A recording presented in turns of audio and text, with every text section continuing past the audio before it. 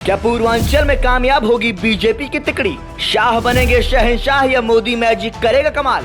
पूर्वांचल के गढ़ में सीएम योगी ने झोंकी पूरी ताकत। वैसे तो ये बात सभी को पता है कि देश की सत्ता का रास्ता उत्तर प्रदेश के रास्ते से गुजरता है, लेकिन यूपी की राजनीतिक दशा और दिशा पूर्वांचल से तय होती है। दरअसल पश्चिमी यूपी से शुरू हुआ लोकसभा चुनाव अब पूर्वांचल में जाकर समाप्त होने जा रहा है। पूर्वांचल की 26 में से 13 सीट पर पहले ही चुनाव हो चुके हैं, जबकि 13 सीटों पर 7वें चरण में 1 जून यानी आज मतदान जारी है।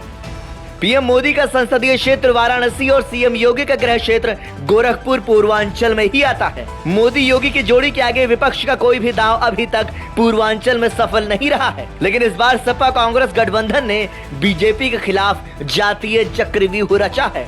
ऐसे में देखना दिलचस्प होगा कि मोदी और योगी पूर्वांचल में अपने सियासी दबदबे को बनाए रख पाते हैं या नहीं।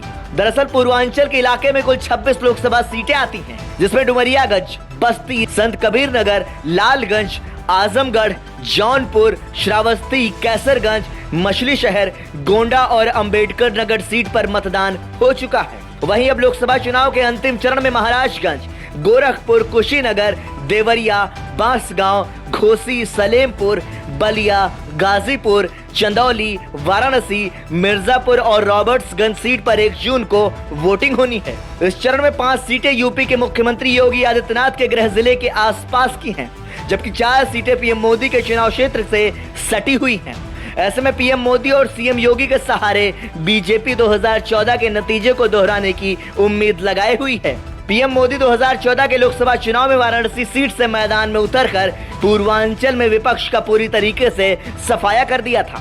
सिर्फ आजमगढ़ सीट पर ही सपा जीत सकी थी, जबकि साल 2019 में सपा बसपा गठबंधन के चलते बीजेपी पूर्वांचल की 7 सीटें हार गई थी, जिसकी भरपाई के लिए इस बार सीएम योगी से लेकर गृह मंत्री अमित शाह और पीएम मोदी तक ने पूरा जोर लगा दिया है। बीजेपी के इस तिकड़ी ने 3 महीने में ताबड़तोड़ रैलियां, सम्मेलन और रोड शो करके पूर्वांचल का राजनीतिक, सामाजिक और जातीय समीकरण साधने की कवायद की है। जातियों के इर्द गिर्द सिमटी है पूर्वांचल की सियासत। पूर्वांचल के गोरखपुर, बांसगांव, महाराजगंज, कुशीनगर और देवरिया सीएम योगी के प्रभाव क्षेत्र की सीटें हैं, तो वाराणसी के साथ चंदौली, मिर्जापुर और बलिया सीटें मोदी के आभा मंडल वाली सीट हैं।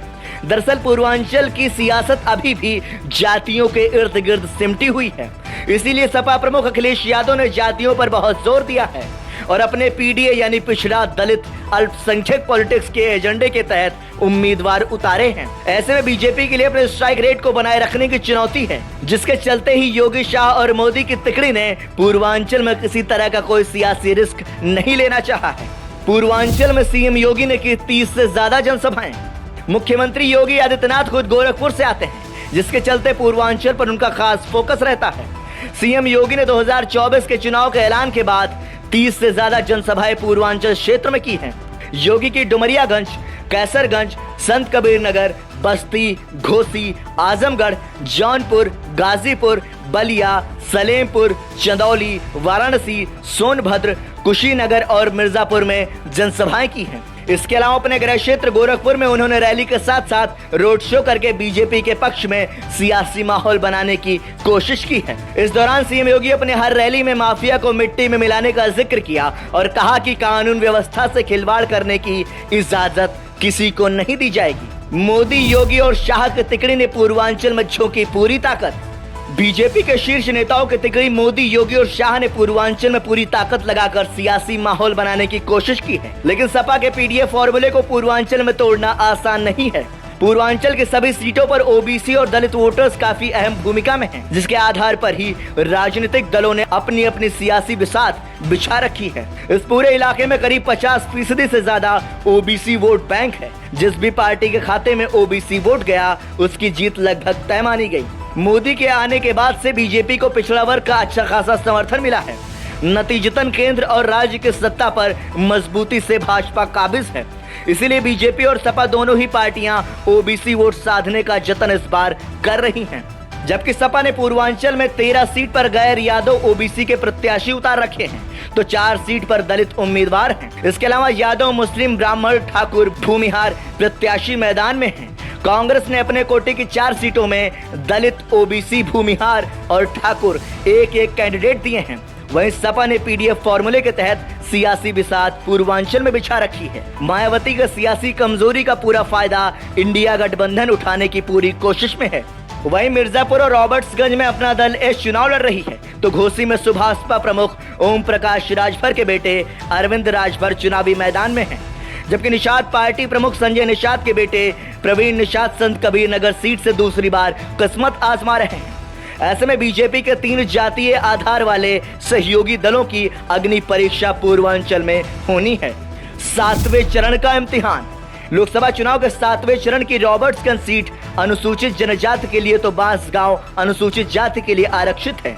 चंदौली, बलिया, गाजीपुर और देवरिया सीटों पर पिछड़ों में यादव मतदाता अच्छी संख्या में है, तो सलेमपुर, चंदौली और कुशीनगर सीट पर मौर्य कुशवाहा वोट है, जबकि मिर्जापुर और महाराजगंज में कुर्मी और निषाद मतदाताओं की अच्छी खासी संख्या है। पूर्वांचल में पाई जाने वाली पिछड़ी जाति सैतवार की भी अच्छी खासी संख्या कुशीनगर, देवरिया और सलेमपुर के साथ ही बांसगांव सीट पर है।